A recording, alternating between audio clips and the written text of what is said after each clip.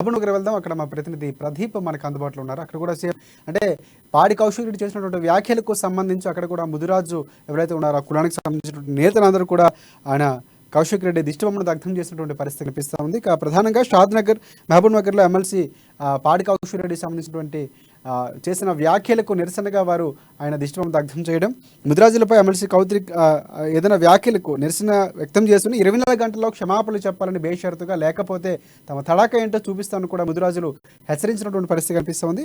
ఇక్కడ ప్రధానంగా అంటే ముదిరాజ్ నగర్ సంబంధించినటువంటి షాద్ నగర్ ముదిరాజ్ మహాసభల రాష్ట్ర అధ్యక్షుడు అందే బాబయ్య ఒక అల్టిమేటం కూడా జారీ చేసినటువంటి పరిస్థితి కనిపిస్తూ ఉంది. ఇక ఎమ్మెల్సీ పాడి కౌశిక్ రెడ్డికి త్వరలోనే పాడి కడతామంటూ కూడా ఆయన తీవ్రమైనటువంటి వ్యాఖ్యలు చేసి ఆయనకు ఒక అల్టిమేటం జారీ చేశారు. పోలీస్ స్టేషన్లో ఎమ్మెల్సీ కౌశిక్ రెడ్డిపై నేతలందరూ కూడా ఫిర్యాదు చేసినటువంటి పరిస్థితి కూడా కనిపిస్తుంది. దీనికి సంబంధించినటువంటి పూర్తి అప్డేట్స్ ఏంటి ప్రదీప్ చెప్పండి.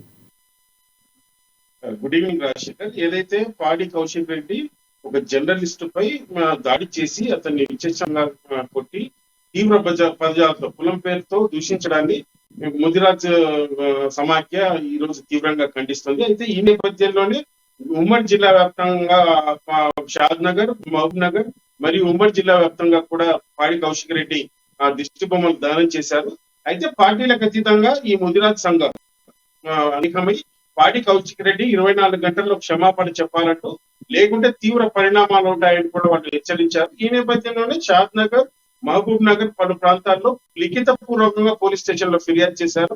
పాడి కౌశిక్ రెడ్డిని బీఆర్ఎస్ పార్టీ నుంచి బర్తరఫ్ చేయాలంటూ కూడా, మరియు ఎమ్మెల్సీ పదవి నుంచి కూడా తొలగించాలని కూడా వాళ్ళైతే ప్రధానంగా డిమాండ్ చేస్తున్నారు.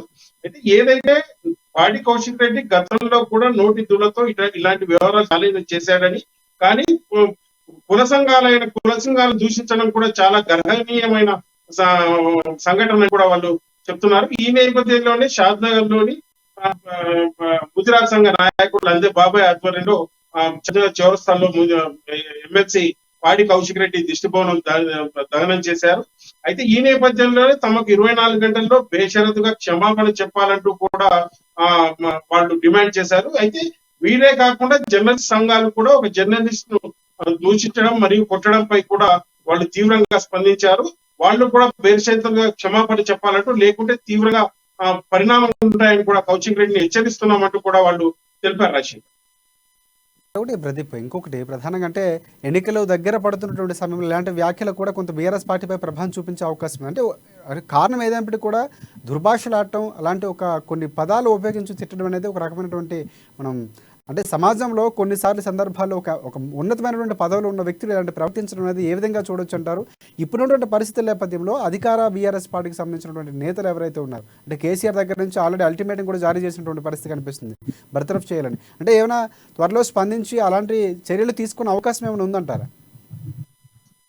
ఏదైతే పాడి కౌశిక్ రెడ్డి రాజ్యాంగబద్ధమైన పదవిలో ఉంటూ గౌరవప్రదమైన ఒక ఎమ్మెల్సీ పొజిషన్ లో ఉంటూ ఇలాంటి చిల్లర మల్లర వ్యాఖ్యలు, కుల సంఘాలను దూషించడం చాలా గర్హనీయమంటూ కూడా పలు కుల సంఘాలు మరియు పార్టీల నుంచి కూడా వ్యతిరేకత అయితే వస్తుంది. అయితే ఈ నేపథ్యంలోనే బీఆర్ఎస్ పార్టీలో కూడా కొందరు రెండో స్థాయి నాయకులు కూడా ఈ విమర్శల పట్ల కొంత సుముఖంగా లేరని చెప్పొచ్చు.